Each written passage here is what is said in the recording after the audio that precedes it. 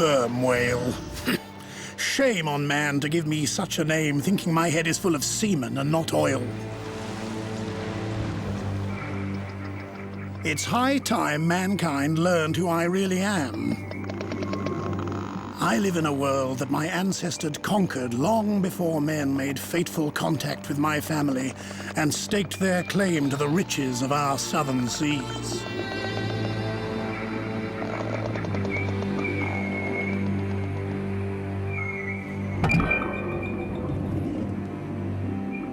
My odyssey begins in the crushing, cold abyss, where creatures survive in permanent darkness, including the largest deep-sea monster of all.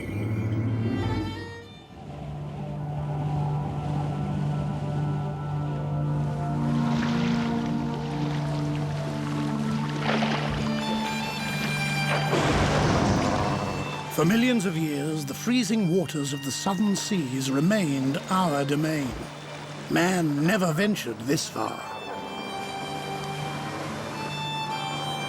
But that wasn't to last. What corner of the planet has man not sought to explore and call his own, including the Roaring Forties, a wild expanse of air and water in the southern Indian Ocean, which is my home.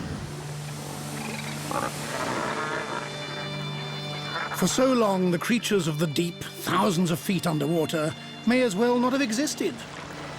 Who better to explore this alien world than me? I dive deeper than practically any other mammal, 10,000 feet or more, for over an hour at a time.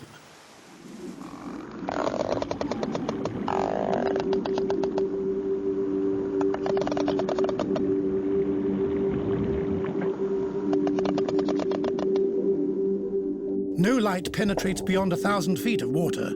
The only light in the dark zone is produced by the animals themselves, like this comb jellyfish, for instance. For my story and the cameras, the deep ocean will be lit by powerful projectors to cast light on this world of eternal darkness. Life down here subsists under extreme conditions. Temperature is stable at an almost freezing 1 degree Celsius, and pressure is simply unbelievable. At 3,000 feet, it is 100 times greater than it is at sea level.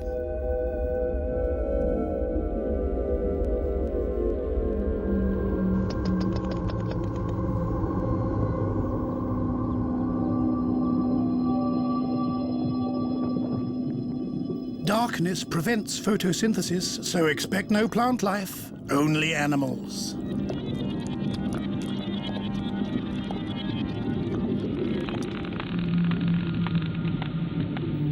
Among them, the Dumbo octopus.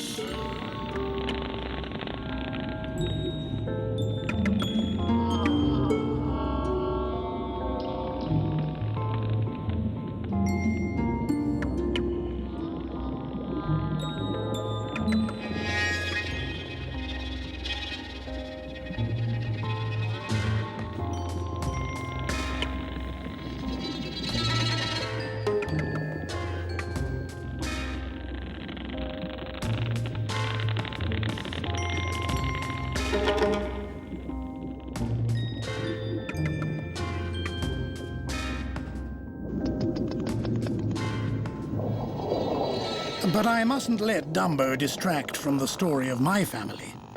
It begins more than 200 years ago, before these islands between the Antarctic and South Africa were ever named. In spite of their relatively mild latitude, no trees grow here, even though it rains and snows 300 days a year.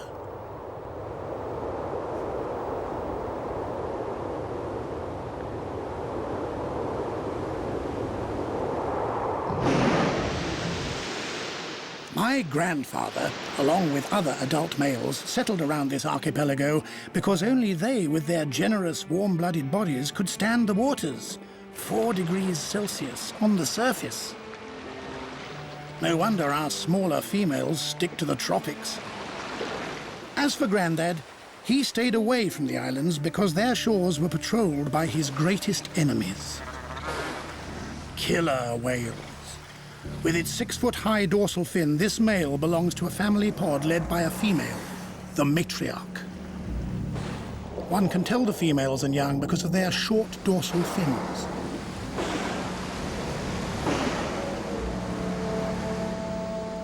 The matriarch polices the coast with her highly evolved sense of hearing, which creates three-dimensional maps of the waters. She gets the full picture almost instantly as sound travels 5 times faster through water than it does through the air.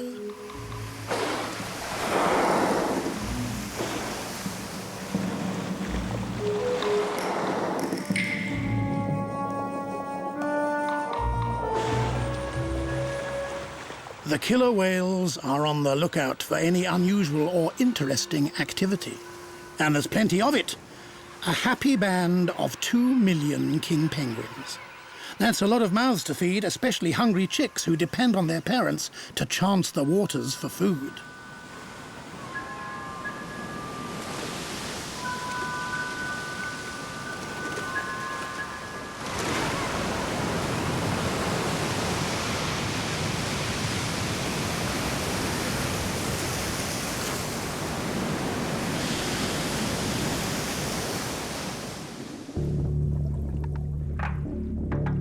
The matriarch knows only too well the routes penguins take to feed.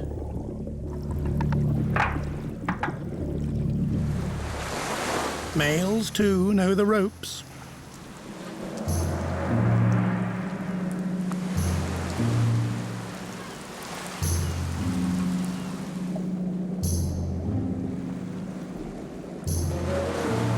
But king penguins have a memory of sorts.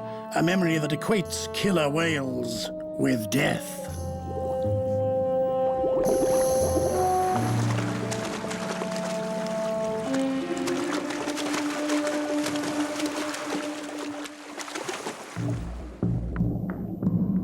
Underwater, penguins emit weak sound waves that mix confusingly for the killer whales with other ambient sounds.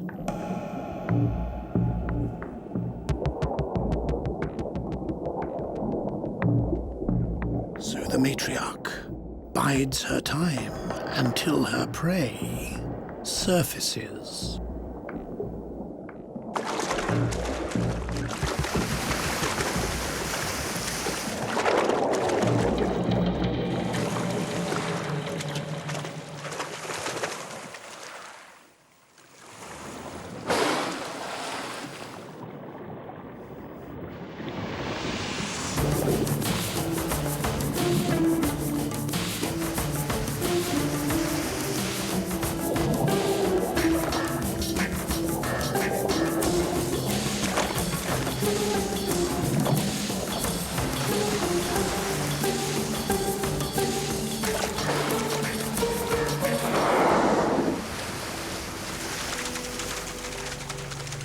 Killer whales are not only efficient predators, it's the way they eat that's so awesome. Pressing the animal between tongue and palate, they squeeze the meat, fat and guts out in a single chunk.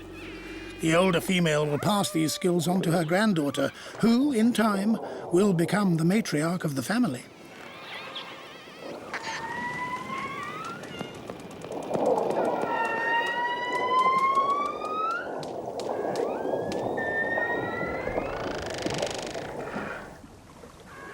Keeping a healthy distance from all this killing was Grandad, who was doing well for himself out in the open sea.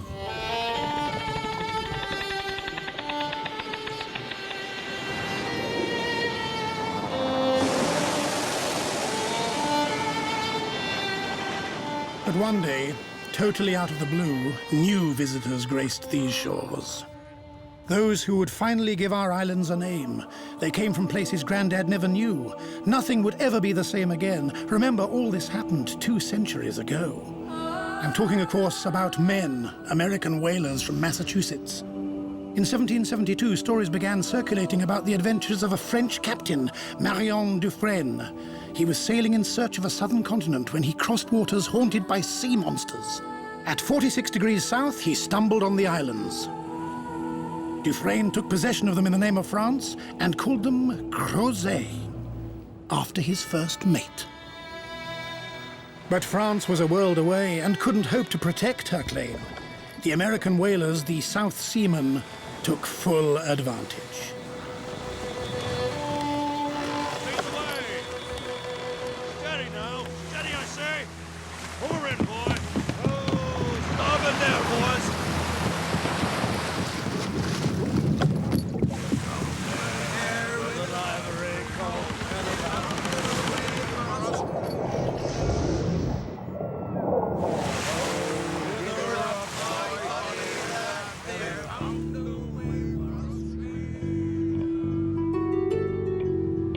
Guess who they were after? The great whales, like my ancestors. Archibald! Sperm whale ahead! Pull together!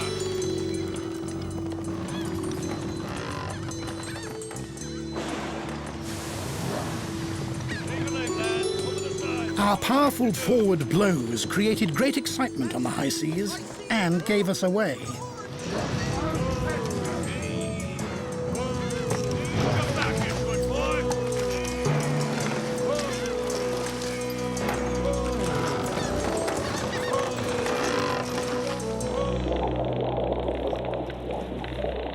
Not for much longer! The South Seamen knew our weaknesses, the 10 minutes we need to breathe on the surface, and our blind spot. That's what you come for, boy. Keep going. Starboard, no. Whoa. They came from behind or head-on to aim harpoons into our first dorsal bump. He'll be back. Mark my word. Ready now, lads. Steady, lads. He hears us. Keep quiet. Now, give it to him.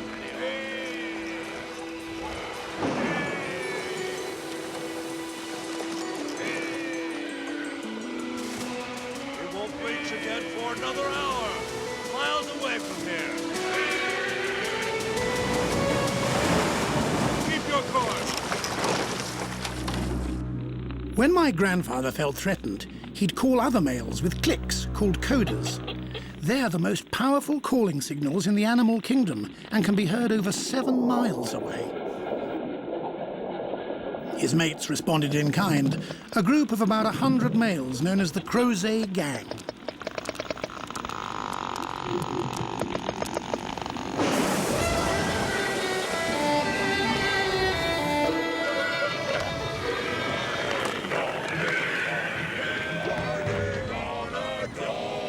Shut your mouth and pull.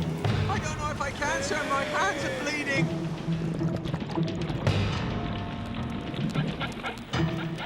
Their instinct was to stay close in the face of the unknown.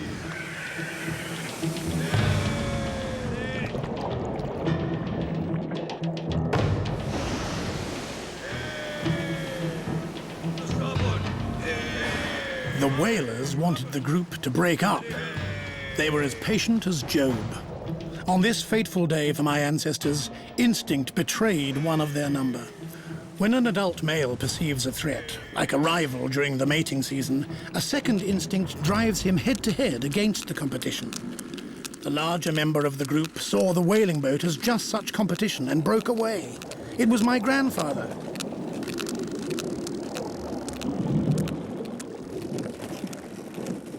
As long as the whales stayed close, the men in their fragile boat could do little.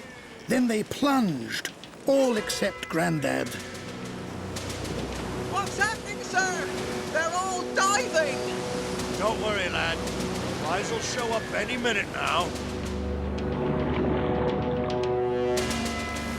Where's he gone, sir?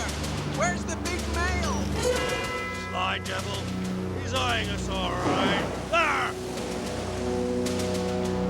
Steady, lads. Nice and easy. Right, let him have it.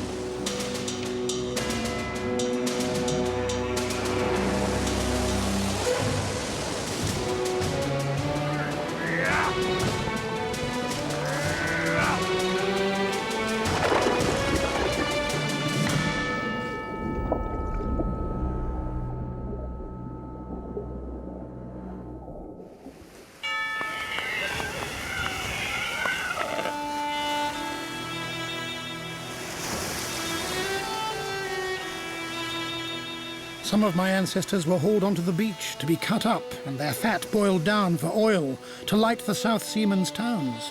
They nicknamed the Crozet gang the 40-barrel bulls because each one of them filled that many barrels with oil. To avoid risky landing, South Seamen then developed a new technique. They boiled the whales directly on board. The slaughter ended at the turn of the 19th century. There were simply too few of my ancestors left. The Crozet gang was all but wiped out. Nearly 100 years later, whaling was officially banned in the Indian Ocean, and France was granted exclusive control of the Crozet Islands, and in particular, their vast oceanic shelf that was visited by rare survivors, like my father.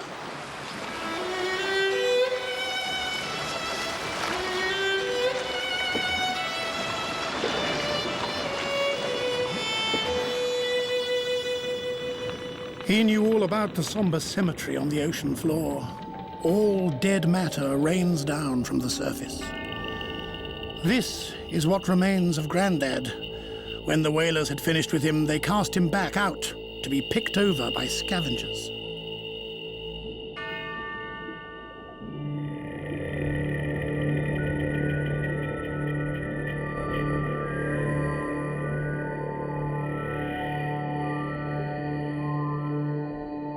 And this cemetery is full of them. Take the crinoids, or sea lilies. They filter feed off organic particles floating in the currents.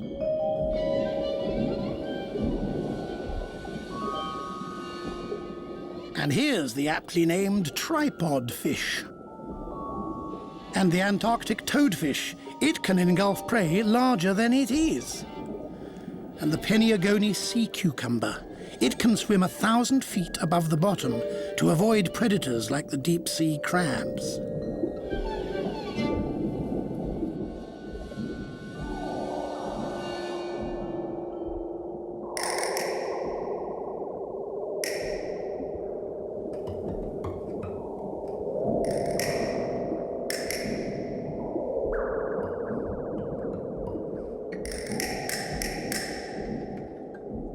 Millions of these crabs sup quietly in the rich currents, confident their armory will protect them from their predators, ones with fins and jaws. Most common of all among finned predators is the rat tail, with its uncommonly large bladder that beats like a drum.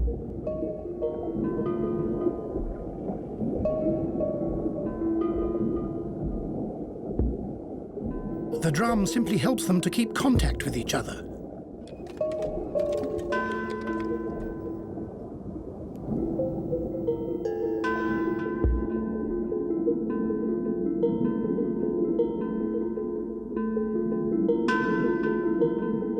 In the shallow abyss, around 1,500 feet, schools of alvin offer a tantalizing feast, but the rat tail is no match for a far superior predator on the Crozet Shelf. It's all eyes and teeth for killing. It weighs up to 800 pounds and grows to 6 feet.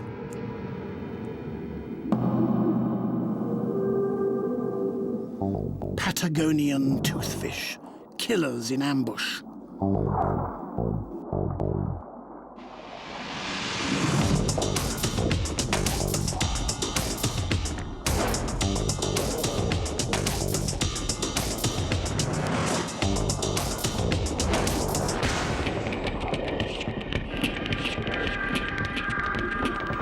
Toothfish share the alvin with squid. That's if the toothfish don't go for the squid instead.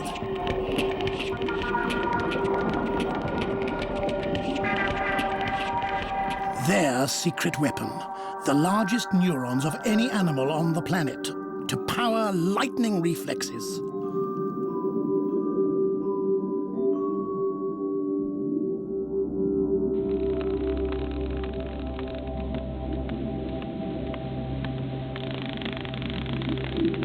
My father, like all sperm whales, also feeds mainly on squid, but he doesn't rely on conventional eyesight to do this, but on his own sonar.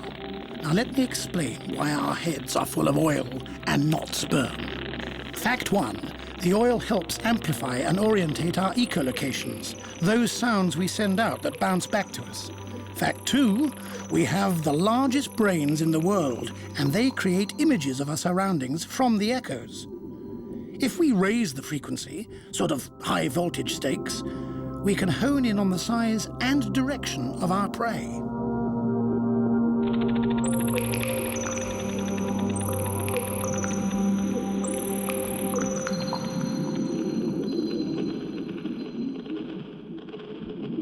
But what's this? The comb jellyfish certainly isn't making this racket.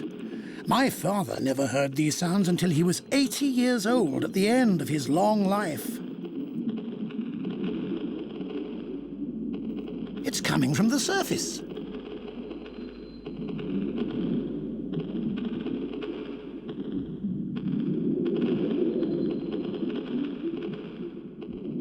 Men with their toys again. Thankfully, they're not whalers, but French oceanographers, mapping the ocean floor.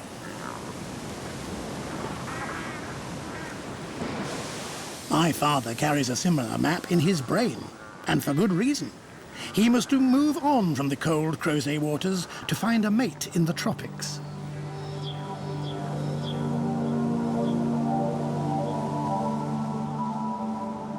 The ban on whaling in the Indian Ocean allowed the Crozet gang to reproduce and regroup, unsuspectingly, in the Mozambique Channel.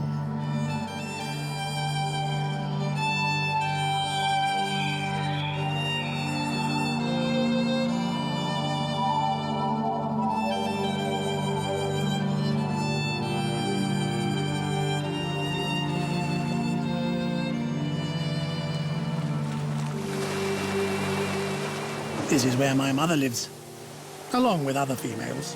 You can tell they're a mere 30 feet long.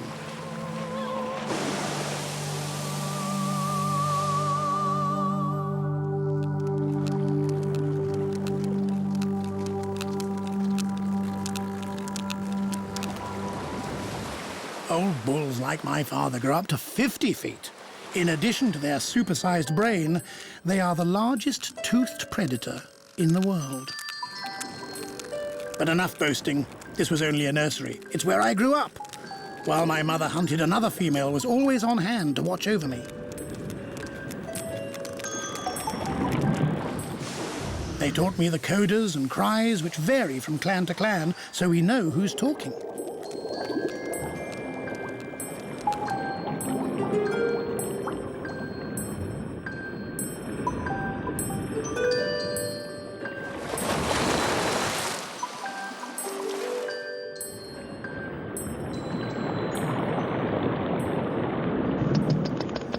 As I grew up, I met males from other nurseries around the Indian Ocean, and one day we headed, like my ancestors, to the kingdom of the sea monsters, the Crozet Islands.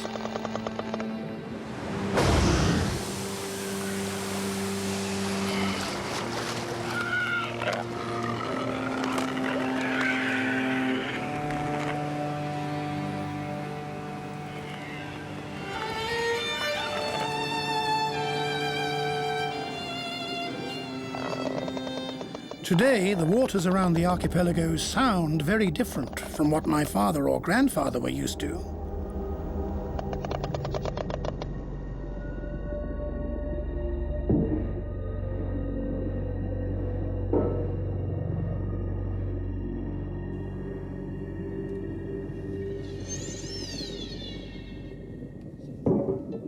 Such unnatural sounds, but they attract all manner of marine life, including ourselves and Dumbo. It's like a dinner bell.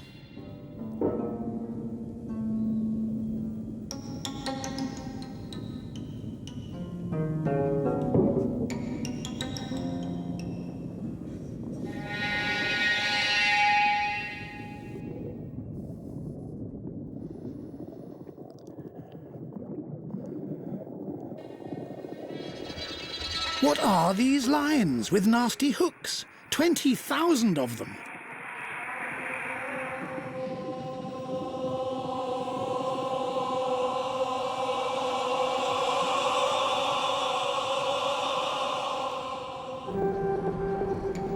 My ears see everything.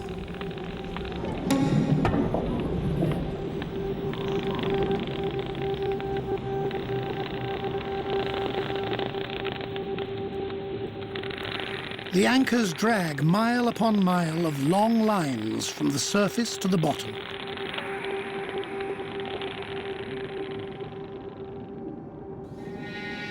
All eyes are on what dangle from the hooks. Holy baits! Slices of oily mackerel!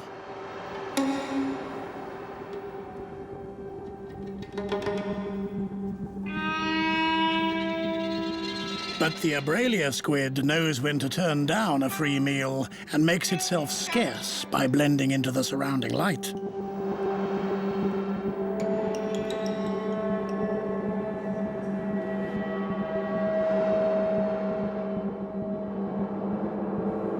Dragged down by anchors and their own weight, the lines finally lay on the bottom. The restaurant is open for several hours.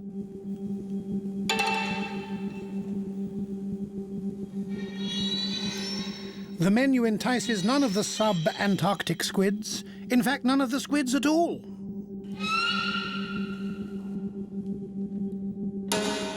Like this Antarctic flying squid, they prefer their meals to be alive and not on tenterhooks.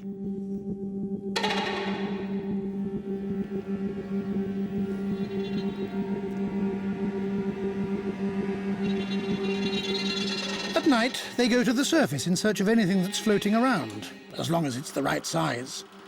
Far too large and dangerous is this Hictioturtis squid.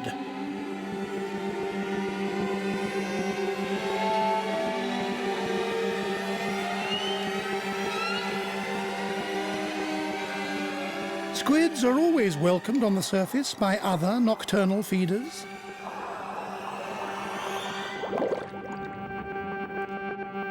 White-chinned petrel. But who or what is responsible for the long lines?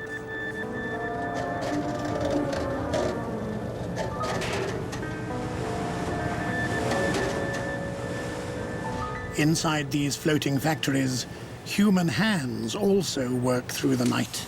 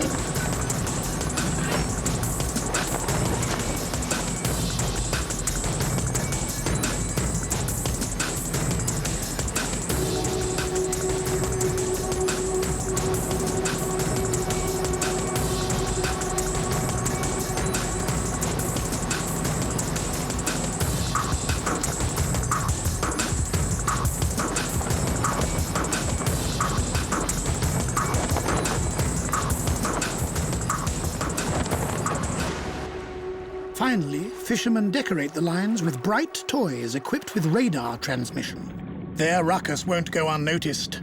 Others will hone in on this from 10 miles away.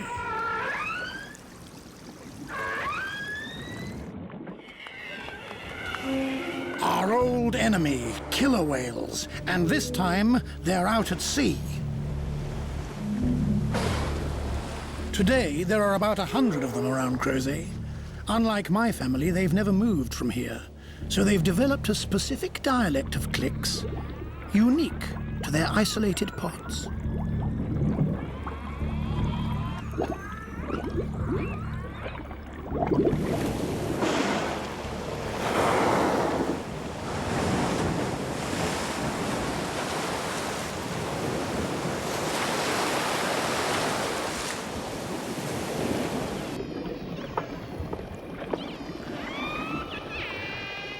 The matriarch's language is so precise, she's able to alert her family and others in the area. Her cries carry over a radius of 2 miles, but what exactly is her message? That she's found some toys? Such mammals used to feasting on penguins don't dive like we do. But the longliners changed all that. They attract one of the least known and rarely filmed mammals in the southern polar seas. Hourglass dolphins. They're the only dolphins that have never been seen near land.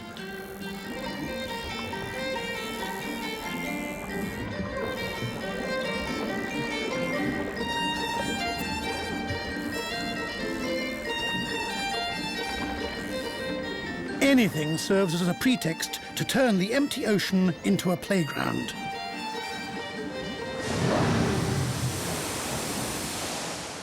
Including me.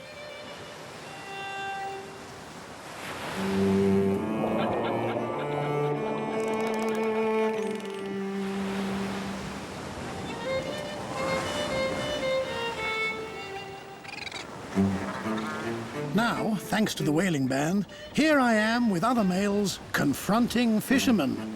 But this time, the tables are turned. We're after them.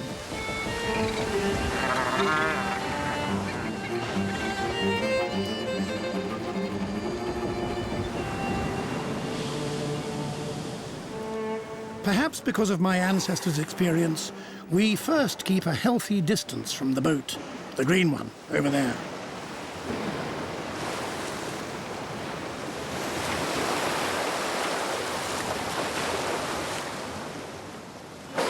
Oh, but why, oh why do they have to show up out here? Have they lost their taste for penguins?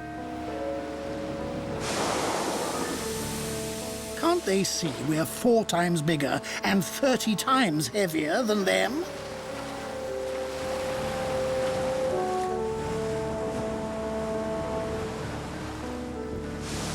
There must be another reason.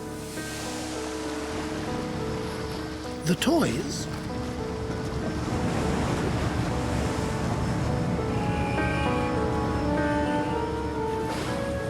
Or do the killer whales know, like us, about the lines?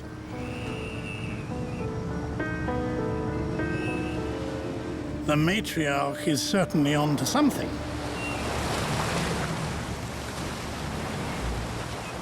They haul the toys out before the lines. But what will come up with the lines?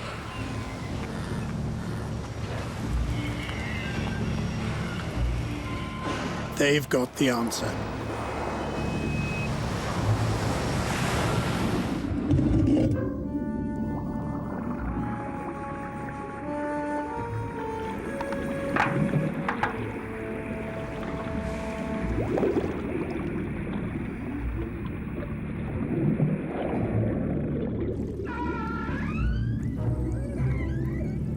But it's all for nothing. Only measly bait.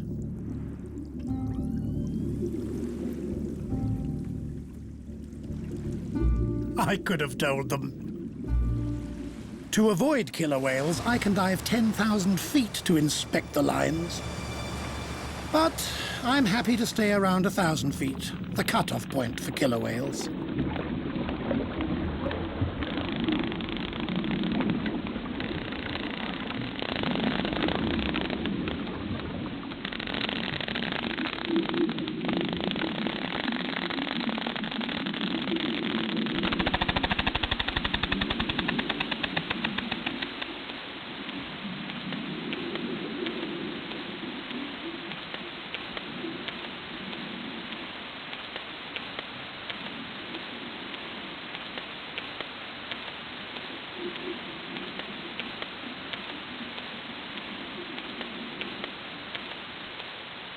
It really is a bad day for this longliner.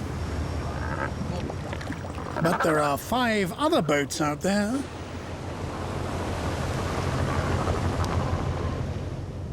Same shape, different color.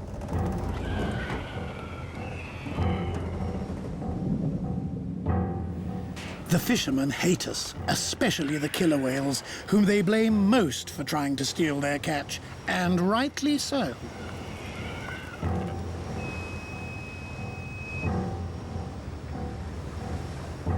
The white boat has no alternative but to shake them off, even if it means covering hundreds of miles.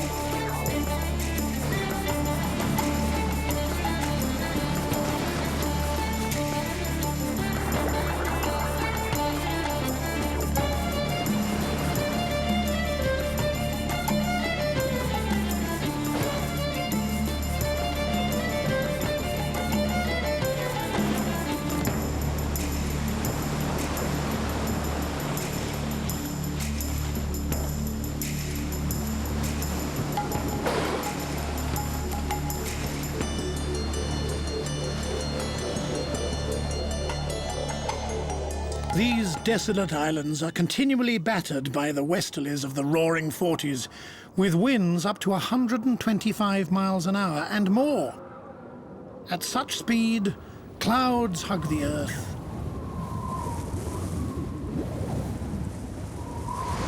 And waterfalls reach for the sky.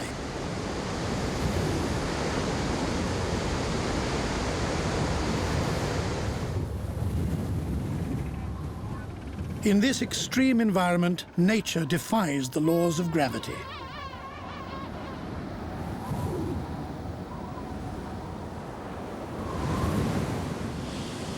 Even land is no barrier to the onslaught of the westerlies. They whip up the biggest waves in the world.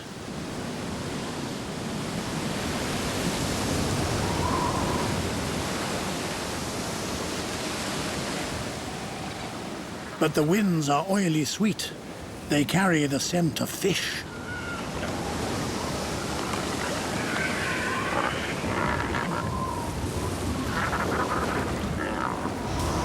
I'm drawn in the same direction, but by quite a different signal, beating below the storm, far out to sea.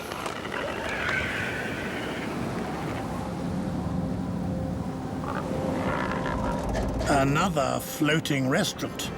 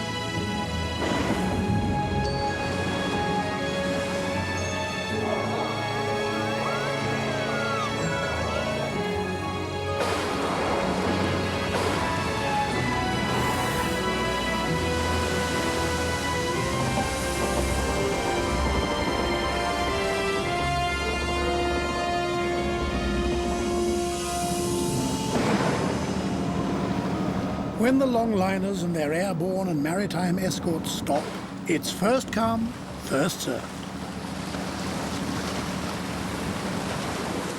The matriarch reserves the right to lead the way.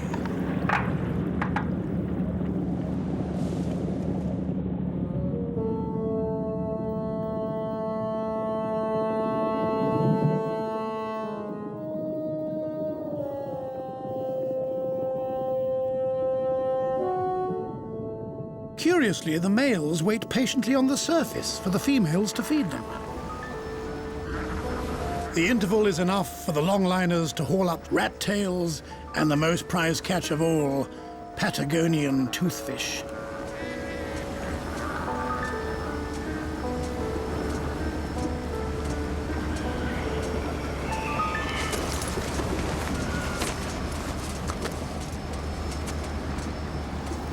The white boat devours 5 tons of toothfish on a good day.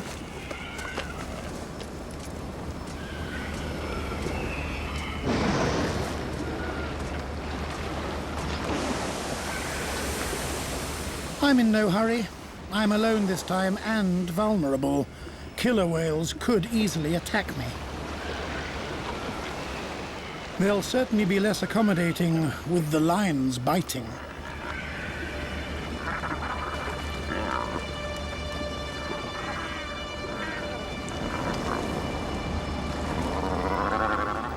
The matriarch leads a blockade against me. I know their game. It's called intimidation. I'll try to stay close to the boat. That way, they can only attack me from one side.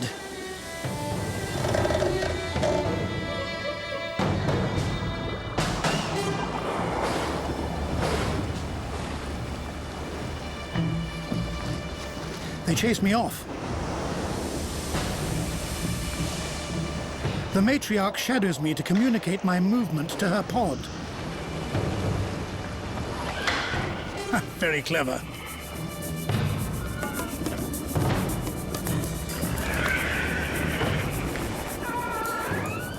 A killer flank blocks my path back to the boat.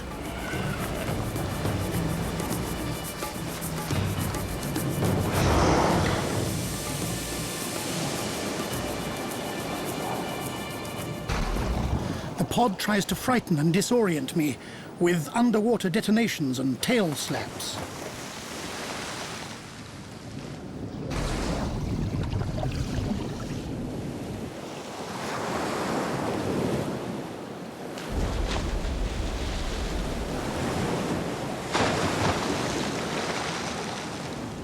But I'm determined to hold my own.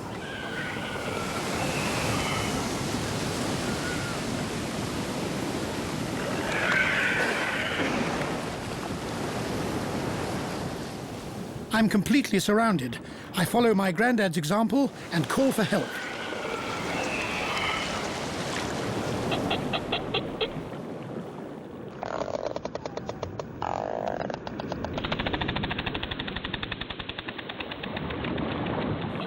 But my clan must be beyond the 7-mile limit of my cries.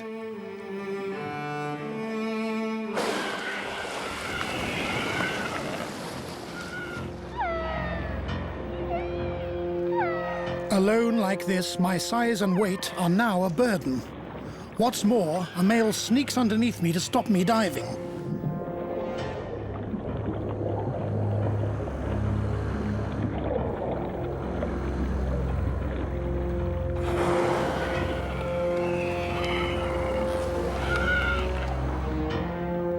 They even know my blind spot, like the South Seaman. My only defense is to thrash out and hope to connect.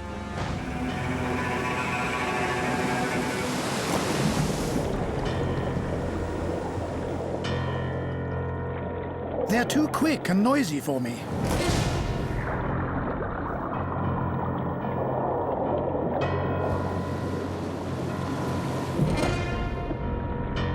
I have one last card to play. I've got to make room for myself.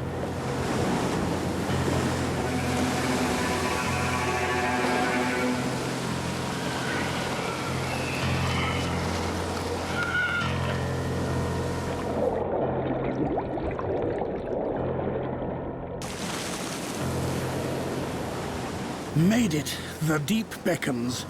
That's what they wanted. They got it. Good luck to them up there.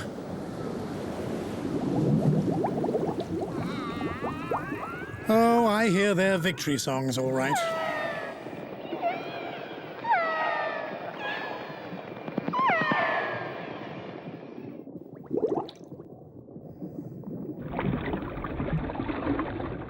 No way I'm going to risk my life for a few measly toothfish on a string when the abyss provides all I need, over a ton of food every day.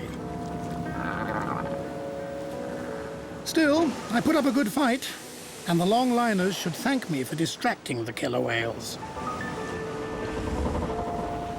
They return to their routine, males on the surface, females down the line.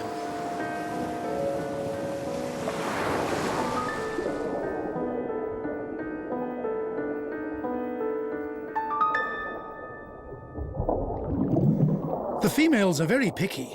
They only take the oily toothfish and leave the bony rat tail.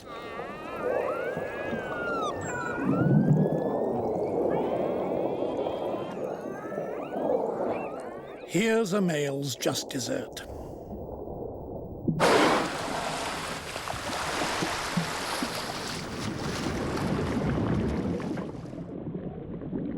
And he isn't the only opportunist around. Others fly in for the occasion. White-chinned petrels regularly follow boats and dive down to 30 feet for a catch.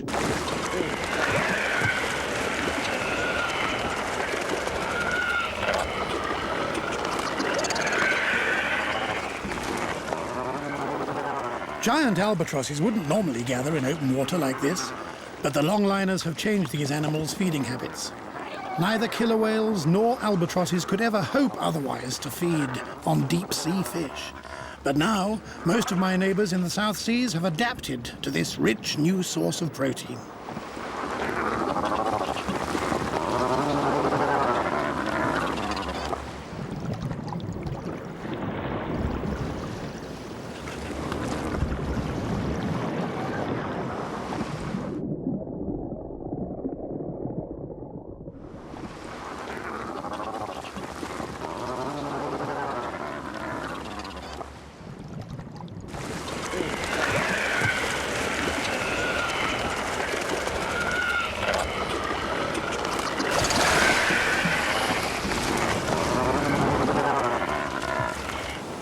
The fishing boats have become an artificial oasis for scavengers and live prey hunters alike.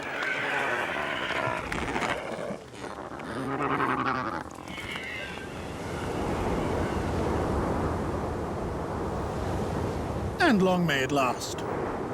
Fewer longliners are now allowed in the Crozet waters to protect the overfished toothfish. So our adventure with the boats looks set to continue.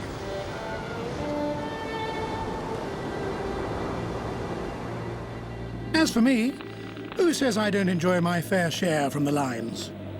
It's a secret I'll keep for as long as the boats keep coming. And I've three last little secrets. First, as a senior member of the Deep Sea Club, which excludes killer whales, I can say the natural balance really is changing down here. Fewer toothfish allow their prey and mine, the squids, to age quietly and grow incredibly. Take this one from the Gonatidae family.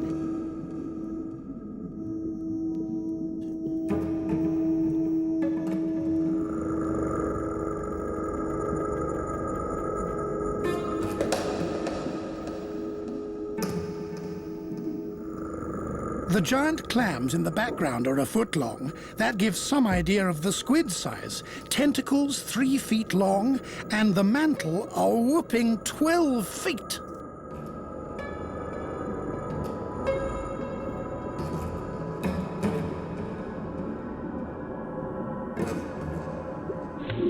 I clearly lack for nothing when it comes to my favorite prey.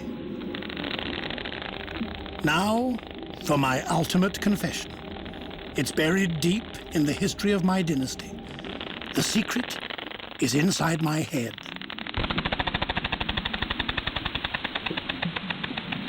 It's how I sometimes capture my prey, like the large squids.